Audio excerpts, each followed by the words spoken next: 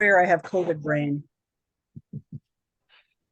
Okay, welcome everybody to the December 2023 Dover Trails and Recreation Committee meeting. Thank you all for being here. Outside of committee members, we also have Mike Garber. I'm just getting those together for the minutes. Okay. Public comments. Nobody. Awesome. Additions or changes to the agenda tonight? Mike, you raise your hand. So I think a quick addition could be a question and answer session for the stump jumpers. If anybody, so we could just tell you what's going to go on when we plan to open, and if anyone has questions, it shouldn't take more than a few minutes. Yeah, sure. Let's can we do that? Let's see. Why don't we do that right after we approve the minutes, Mike? You okay with that? Yep. Awesome. Okay. All right. Any other public comments or additions or changes to the agenda? No. Okay. Can I have a motion to approve the minutes of the October 10th meeting? I need a motion and a second, please. Motion, Julia. Second. That's got to be you, Sarah. Oh, Matt beat you to it. Second, Matt. Any discussion? All in favor? Aye. There you go. Perfect. Those are all set. All right. So new agenda item. Question and answers with the representatives from the Stump Jumpers about the 2023-2024 season. Matt or Mike, which one of you wants to take that on? So let me just quickly throw out information that you guys might find relevant. So just so you know, we have a Facebook page, Deerfield Valley Stump Jumpers, that kind of updates everything stump jumper related. That's where most of the community, and it's a 4,000 member community on that Facebook page, gets all their information. Also on the web through VIII, everybody watches the interactive map of when the trails open and close. So if anybody has any interest in anything when snowmobile season starts, you can get in touch with us through the Facebook page, through our phone number, and you can see this interactive map through that. With that being said, obviously we're not going to open on December 15th, but I just wanted to tell you what really goes into us opening trails. And obviously we're waiting for snow, but it's not just a few inches of snow that we're waiting for. We're waiting for a significant dumping of 8 to 12 inches. And what we really look for when opening the trails is to make sure that the fields are protected. And by that we mean the Smart Field. We're talking about Hickley Hill. We have a couple of fields over there. You have Boyd's Field. So until those fields have significant cover, we don't go out and groom it for the first time and really open up the trail. So with that being said, we're obviously a few weeks still away from opening up snowmobile season, and we just wanted you to know that if you have any questions about the Valley Trail, where we all share the trail, if you have any concerns, if you have concerns now before the season, just shoot us, shoot us right now and ask a question, or shoot us a message anytime, because we're always going to answer everyone that reaches out. So that's all I have. And, hopefully it's helps. Mike, do you want those questions to come through the Facebook page, or is there an email? So the Facebook page, you can do it through Messenger. The Facebook page links you to our email. If you want to send us a Gmail or an email, you can reach out to our phone number. We interact with all those avenues. Awesome. Thank you. Does anyone have any questions for Mike or Matt on the Stump Jumper stuff? All right. Mike, thank you. We'll cross our fingers for some snow. Awesome. All right. Moving to the next item on the agenda, the Horace Hill update. So as of right now, we actually still have our disc golf friends working through the woods before we get the snow to finish up as much of their work as they can. They've made excellent progress. We've had, the lanes are cut out. The majority of the tee pads are prepped. There were some spots on the property where, they weren't able to get machinery to get all the material where they wanted to build tee pads. So they actually, in conjunction with our designer Avery at Disc Golf Park, made the decision to go with a more European style pad, which is more of a raised pad, wood framed. So those will be, off the beaten path, obviously, not in the middle of any trails or anything like that.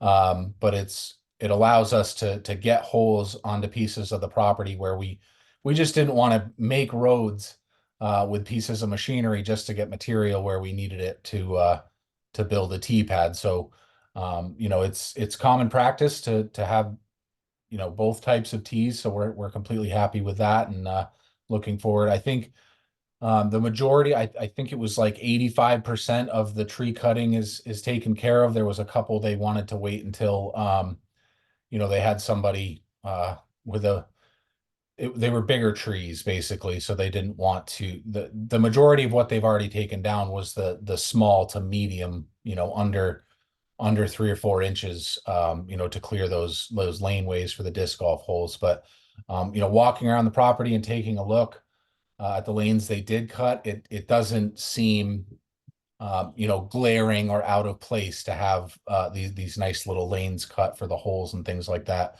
compared to the trail. So really, really happy with the progress there. Brooke at Sinuosity Flowing Trails and Adam, who he subcontracted for the hiking portions of the trails at Tahawas Trails. They're done with their dirt work for the year.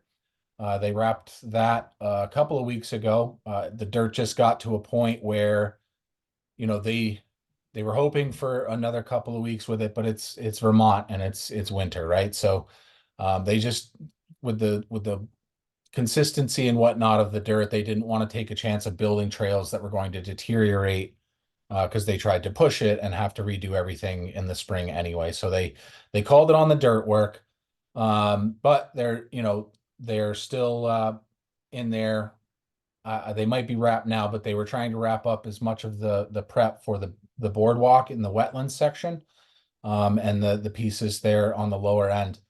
Obviously still very usable for winter. So hiking, snowshoeing, backcountry skiing, and those things. And then in the spring, there's another 950 feet of the climbing trail, which brings you up to the top of the property. It's that bi-directional multi-use trail. That has another 950 feet to connect down to anyone familiar with the property. There's a maple grove on the southern piece there where you kind of come up into a plateau and it's all ferns and these big, beautiful maples. And the trail up to that grove has been completed. And then there's about a 950-foot blank space between that grove to the north to connect with the rest of that climbing trail. But the trails up in there that they did, they're absolutely beautiful. Extremely happy. Everybody that's been up in there, we did a photo shoot up in there for our Bytown marketing campaign that we're going to be running next summer and fall. So got some really great shots, and the guys we had up on there with bikes are just so excited at the potential for this thing to be opening up, when we wrap everything up in the spring. So really excited about that. Also in the spring, right now on the entrance, there's some crushed stone that comes up from the paved section of the Valley Trail that gets you to where that boardwalk will be. That's a little bit of a larger crushed stone right now. Next summer, again, when things dry out a little bit and they're ready to do dirt work again, that'll be all sure packed and smooth. And then, connecting obviously with a nice smooth transition onto that boardwalk. Another thing you'll notice when you go in there, previously when you came in the entrance trail and you got to where there was a split between, you could go down to the lower loop or you could go straight up the hill to get up to that middle road. They've actually made a beautiful switchback. It's 4 feet wide. It's all sure packed. And it's this gorgeous switchback that now takes you on a more gradual pace to get up to that middle road instead of shooting straight up that steep hill. So, the accessibility has been, it's really been opened up, opening up the demographics of people who can, safely access the property and use the amenities in there. So we're really excited about that.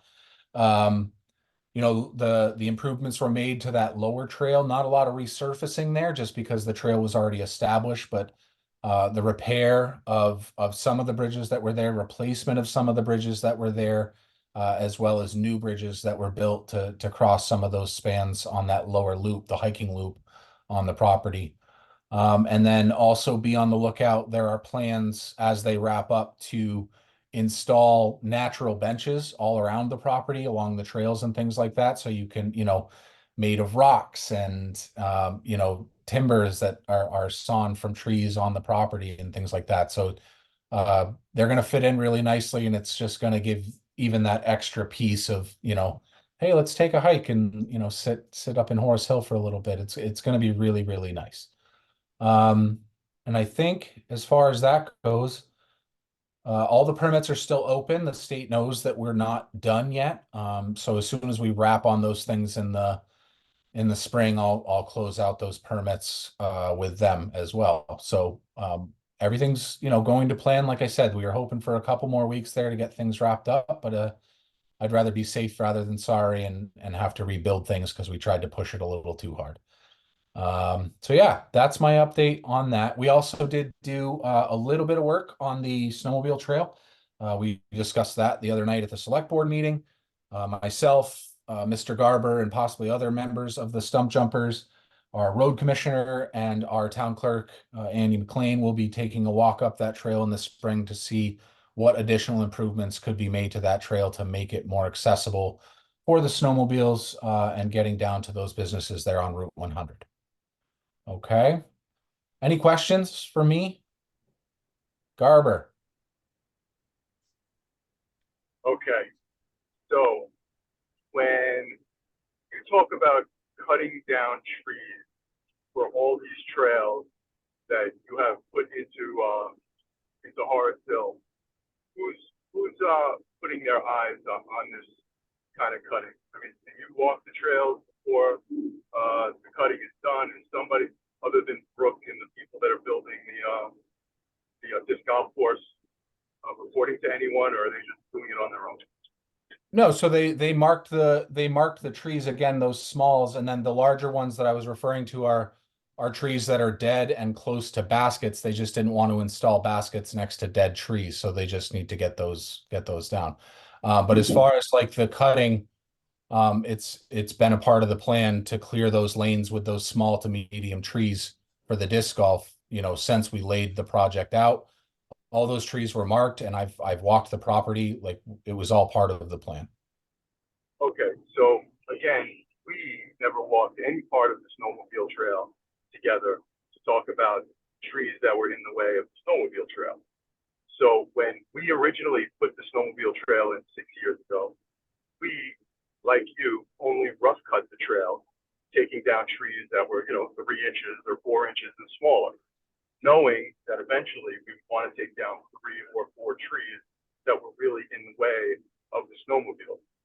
So with that being said, I would like us to walk the trail before you close out whatever paperwork you have, so we can, definitively know that we all come to an understanding that this is the best we can do, because that's not been done to this point. Okay. Yeah, I mean, we had this discussion the other night. I don't think we need to rehash it here. We Okay. absolutely are prepared to walk that trail. And if it is determined that there are trees there that need to be removed, we can absolutely do that. That's not a permit thing. The permits were mainly pertaining to the lower end, where the wetlands and stormwater issues were. So yeah, it's absolutely in the plans, Mike. And if there are trees that we, as we walk, we feel need to be removed and we can come to an agreement on that, then that's in the cards. We have to take that walk. And I apologize that it didn't happen. So we can do that. Okay. Also, one of the disc golf pad is pretty much in the snowmobile trail. Now, I don't know if it's going to get, ruined this year by the traffic that goes through it this year or not. But I would like to meet with the disc golf people just to talk about one of the pads and if it's safe where it is. Okay. I don't, right? So that's just another thing in the springtime, or if they're out there now, I'll get together with them now. But I just want to make sure that I have contact with them to talk about this. Yeah, absolutely. So we'll make sure that Chris is a part of that walk as well. That particular pad I know has been cleared but not built. So there's not, it's been graded, but there's nothing there that you're going to, anyone would tear up or run over this year. So when we take that walk, there's always the potential to decide, hey, maybe this is better if we move it over there, based on, usage and things like that. We'll absolutely take that walk in the spring. Okay, Mike? Awesome. Thank you. Okay, Sarah? Unfortunately, I can't seem to locate it, but we had the suggestions for the trail names. Mm-hmm. Did we want to bring that up here or wait until after the select board has voted? What we had the discussion here and you guys provided, feedback on those here already. So I think the next step, those are going on the agenda for Tuesday for the select board to discuss. So if you have, thoughts one way or another, you can hop on the Zoom for the select board. We were looking for those recommendations from you guys, and we thank you very much for providing us with those. And based on those selections that were made and the requests from the select board on how to use the recommendations, I think we've come up with a pretty good list of names. Okay. So that'll be part of the final push in the spring as well, is once those names are approved by the select board, to have new signage and whatnot hung for those trails on Horace Hill. And Mike, we didn't name the vast trail. So if there is a name, or if you want it not named, it's that we wanted some It's named feedback. Vast. Yeah, it's just called the Vast Trail. So if you want it named, not want it named, you got to let us know, because otherwise it'll just remain the Vast Trail. So, We'll let you know. okay, thanks, Mike. All right, any other questions on Horace Hill? Awesome. All right, town forest update. So after the naming of the Phil Bartlett Town Forest, we got our plaque, and went through the process of finding somebody to install said plaque. Found someone who volunteered to do it for us for free. They worked throughout the summer, putting some volunteer hours in, chipping out that rock. I was going and checking progress pretty regularly, and everyone, it was going in a little bit at a time, He was taking his time because of the consistency and the nature of working with a quartz stone. So this past, I guess it was the middle of November, he was putting some of the finishing touches on it, and went to make a cut in the rock, and the entire top half of the rock blew off. Basically, it cracked and shot itself off. So unfortunately, we're gonna have to find a new rock, which is a huge bummer, because that was a beautiful large white quartz rock. But it didn't work out. So the plaque is back in our possession for the winter, and we'll be making a new plan for the spring to get a new rock up there, whether or not we go with the volunteer moving forward, or decide to talk to another stone company. That is yet to be decided, but we just we didn't want to try to force it in the winter and have more issues with the cold and the rocks. So the plaque, unfortunately, is not there. It's in my office, but we will be getting that up as soon as possible. It's just unfortunate that we had the mishap with the rock there. Beyond that, in the town forest, the select board made the decision to give SOBTA a little bit of money to go up there and do some maintenance on our backwoods country or our backcountry trails, scheduled for November. So they've been up there a couple of days and have cleared out many of the skin tracks, as well as working around the snowshoeing trails and whatnot up there to clear, down trees and things hanging in the trails and things like that. They have marked GPS coordinate marked the blowdowns on the backwoods zones themselves, but they don't know that they're going to have the capacity to finalize that work, before the season is started. So, it will be usable. There's more work to be done on that, probably, in the spring, summer, to prepare it again for next winter. Okay. Any questions on Town Forest? Okay. The Valley Trail Bridge. So I don't know how much we discussed this in the Trails group, but I did want to give you an update anyway.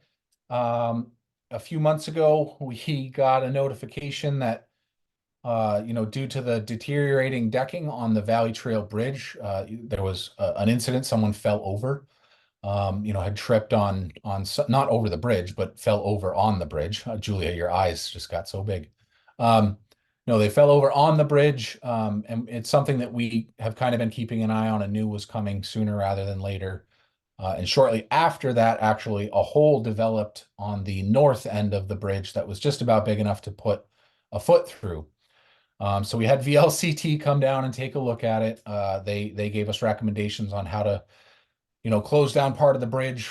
You may have seen the signage and the ropes and the metal plates and all those things there for a couple of weeks towards the end of the summer there into the fall. So we closed down half of the bridge. We had put out an RFP. We went with Renault Brothers. They came in actually less than a week and removed all the old decking, which was I believe it was a 6x8 treated beam, not treated, coated beam, not pressure treated, right? So the beams that we had originally had installed when the bridge was put in were coated and not treated. So once that coating wore through on those original beams, the water got into them, and obviously that's where we were getting our rot. So what we did with Renault Brothers is we contracted them to come in and replace the decking. We had them install a smaller treated beam underneath for the base layer decking, and then that's it's still pretty thick. It might even still be the 6 inches. And then we had them on top of that install another layer of pressure treated that runs diagonally across the bridge to allow the plow to still go across there and not be catching on each board, because the way they were before was just straight across. So when the plow's going across, it would catch those boards and jump, which was also, probably contributing to the earlier deterioration. So with that new cross boards on there in the diagonal fashion, it's going to be a lot easier to maintain. It's a lot easier to plow. And if we run into the situation again where that top coat starts to get chewed up, we're not talking about replacing the entire bridge again. We're talking about replacing that top layer of boards. The other thing they did while they were working on the bridge is that the beams on either side that sit on top of that decking to protect the metal, they moved those in a couple of inches just to make sure that the plow could still fit through, but that it also gave a little more buffer from the plow being able to touch either side of that metal and keep that as fresh as possible as well. So that project, they were in there. It was right towards the end of October, beginning of November, kind of prime time, because things had slowed down after foliage and there was no snow yet. They were in and out in less than a week, and it really does looks nice, and it's very functional, and we're very happy. Okay, any questions on the Valley Trail Bridge? All right.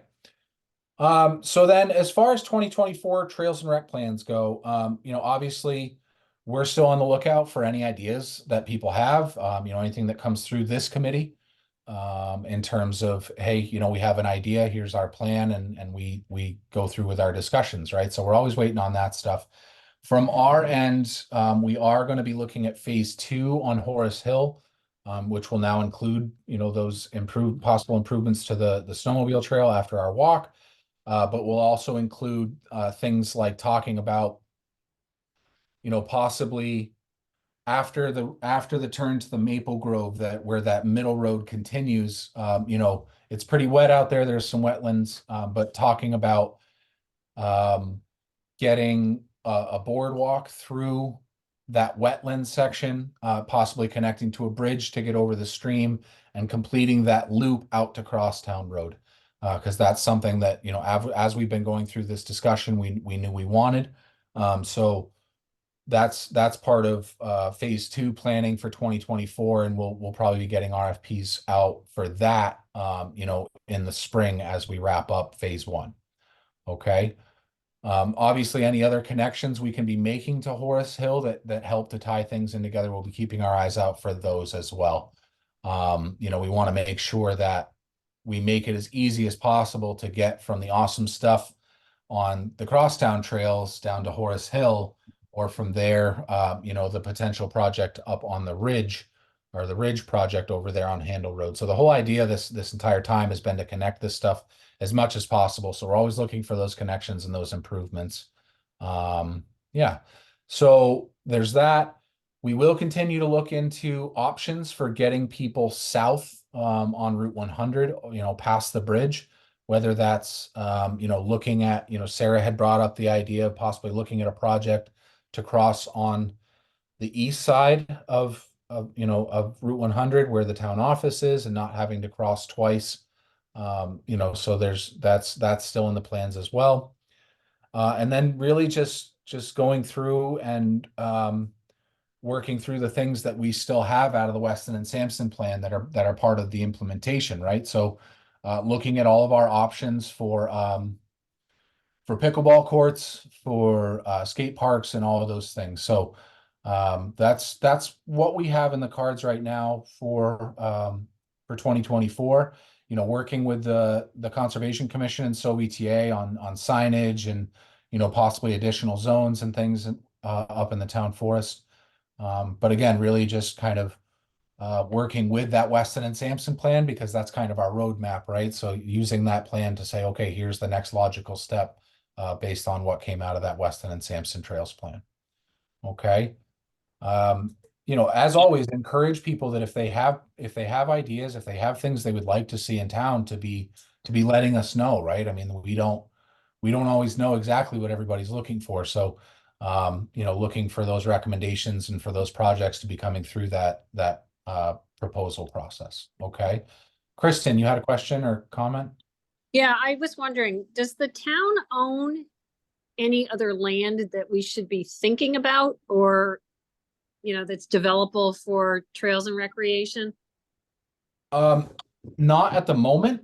Not that would be a viable solution for any of the things that we would like to do. Realistically, we need some flat land, right? I don't, obviously pickleball is a big thing. And, that's obviously not something we could implement on Horace Hill. Same with a skate park, right? So the idea is to keep our eyes out for those flat pieces of land where we can be doing some of these other things.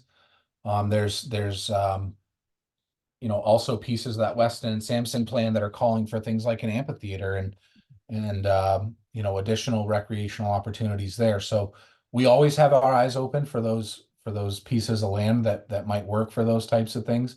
And we have had discussion with property owners about public-private partnerships to kind of if where they might be available to implement some of these things as well. It's just got to be the right situation, right? Like we don't want to tie ourselves to something or put money into something that we're not going to have access to. So we're constantly having those conversations to try to fit some of these other plan pieces in. But yeah, we're definitely always looking for, the right piece of land to implement some of these other pieces. Mike? I'm back. So just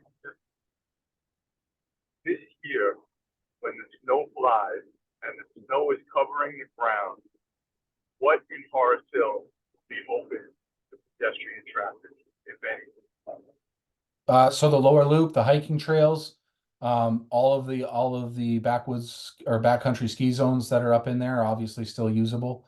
That was part of the plan, is to make sure that all that stuff was still accessible. So literally everything it's been open to previously, it's still open to.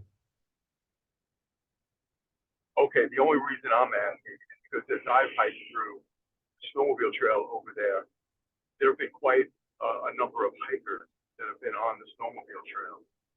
And I now have to kind of figure out, coming off of the valley trail, how to tell them that it's the snowmobile trail. You know, usually we have arrows up there, and we're not going to say, you know, no pedestrian. But I think you need to give them some type of warning that if they hike on our trail, that there's snowmobiles on it. Yeah, Mike, is there any signage, vast or otherwise, that, is standard? I mean, I can't imagine we're the only ones dealing with that type of situation. Is there any signage from Vast or anywhere else that? Well, so I still have a few signs with that shared usage Yep. logos, which I can throw up there, but that's not my concern. My concern is there are these dedicated hiking trails, and our trails look big and enticing, and people will just walk on our trails without realizing they're snowmobile trails. So it's something I have to think about. What kind of, I'll put up those shared usage signs, but I need something kind of more specific to tell people that these are snowmobile trails. No, I got you. And I think honestly, once we complete and there's new kiosks there with the updated maps and signage, I think that should help to address some of that as well. But I think for this year, like you said, start with those shared usage signs. And then if there's anything else you come up with, you want to run it by me or the group, let me know, or just talk about it. I'm happy to do that. Because, obviously safety is a big concern for everybody. We don't want snowmobilers getting hurt or hikers getting hurt or anything like that. So anything we can do to help, just let us know, Mike. Got it. Julia?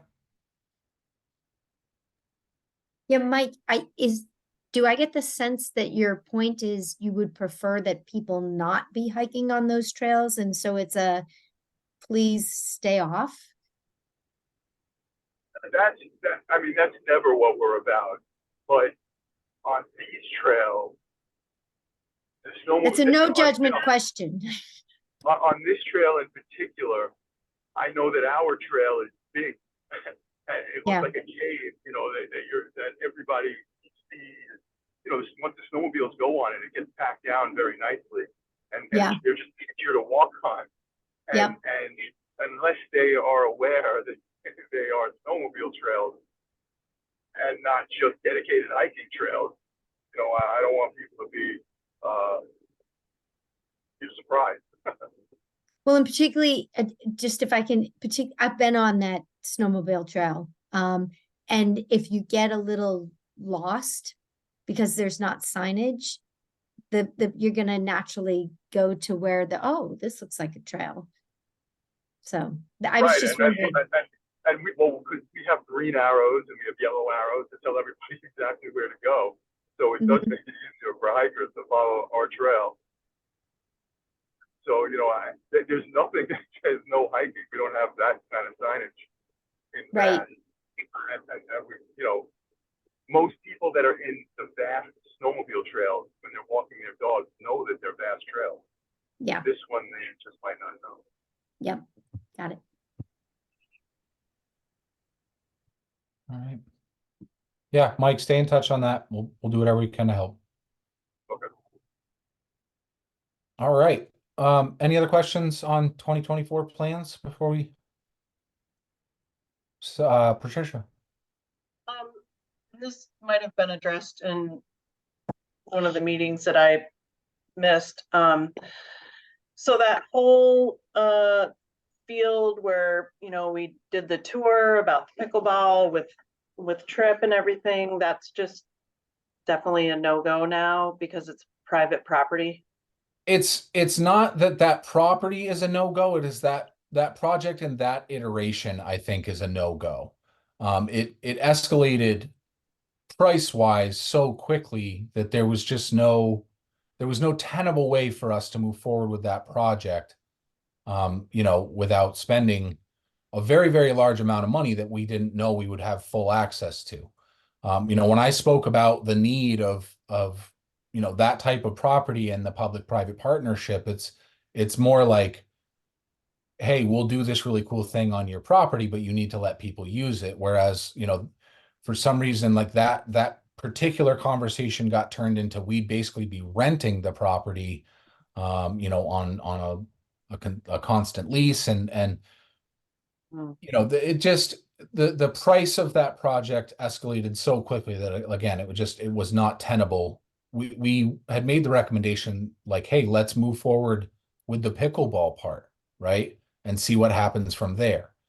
And unfortunately, you know, we appreciate the enthusiasm, but there was a lack, I think, of willingness to try to phase the project. You know, that made it so that it just didn't make that large of an investment without some type of data that you know would actually be used to the capacity that you know was being assured. Was just something I think it was a bite that the select board was not ready to take. Right.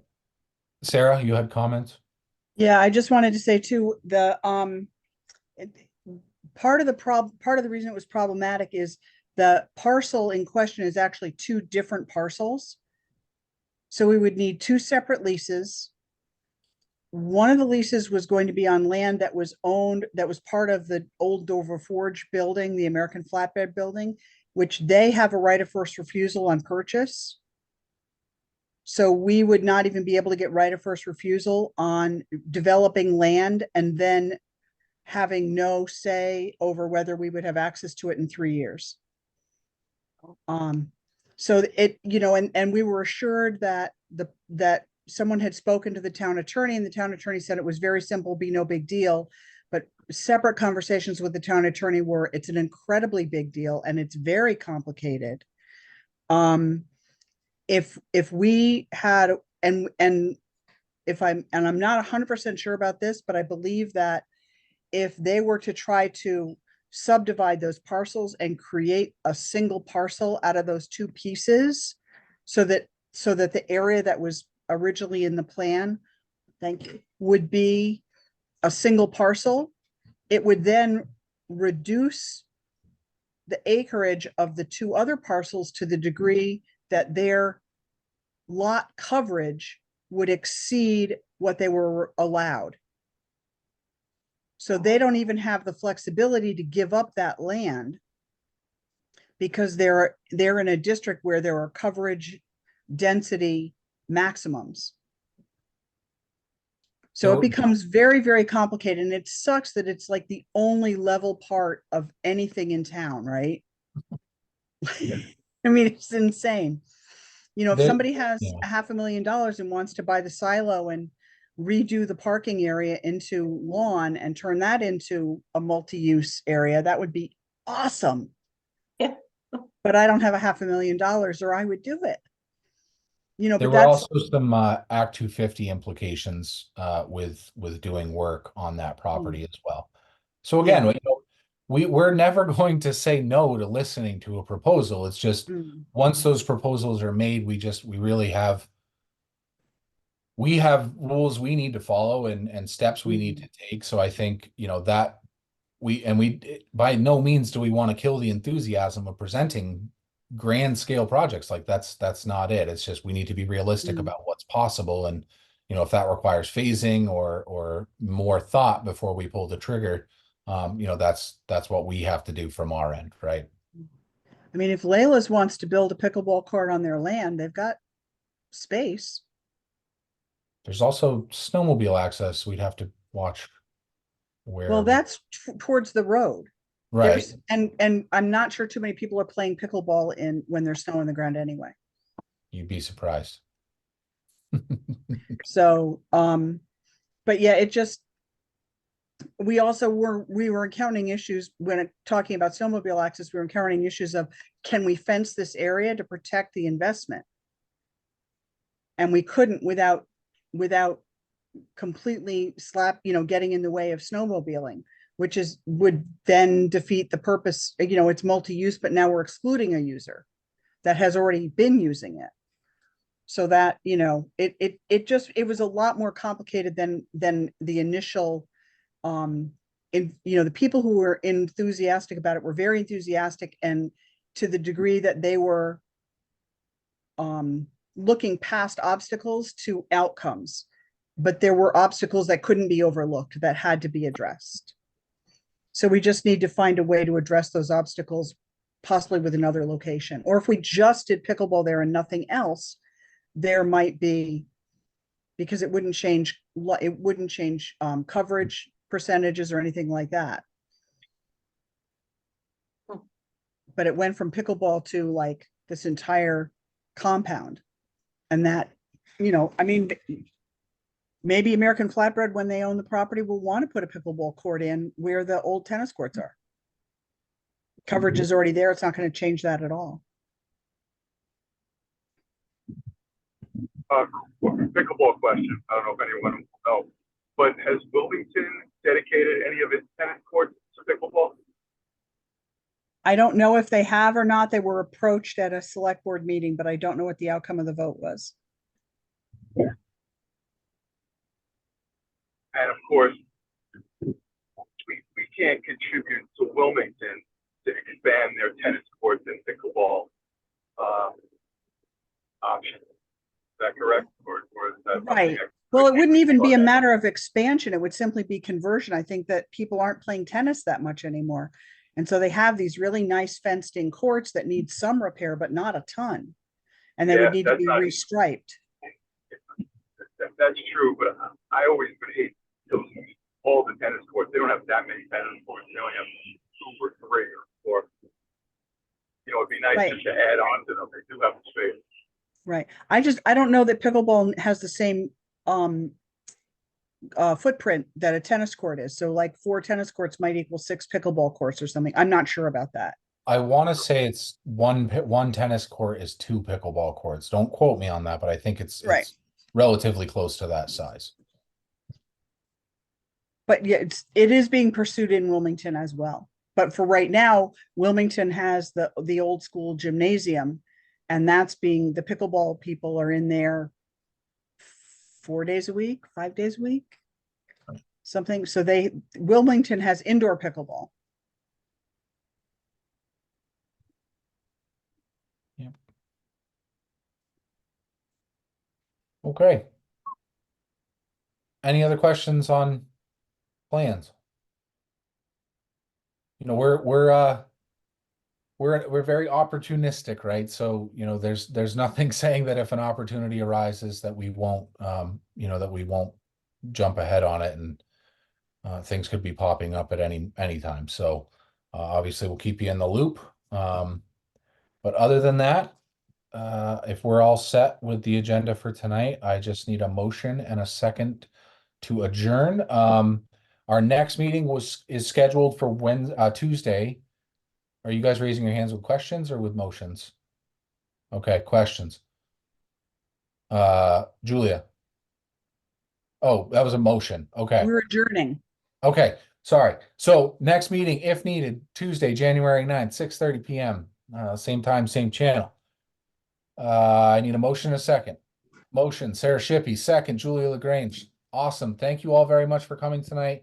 Have a wonderful holiday, and we will see you in January. Happy holidays. Everyone.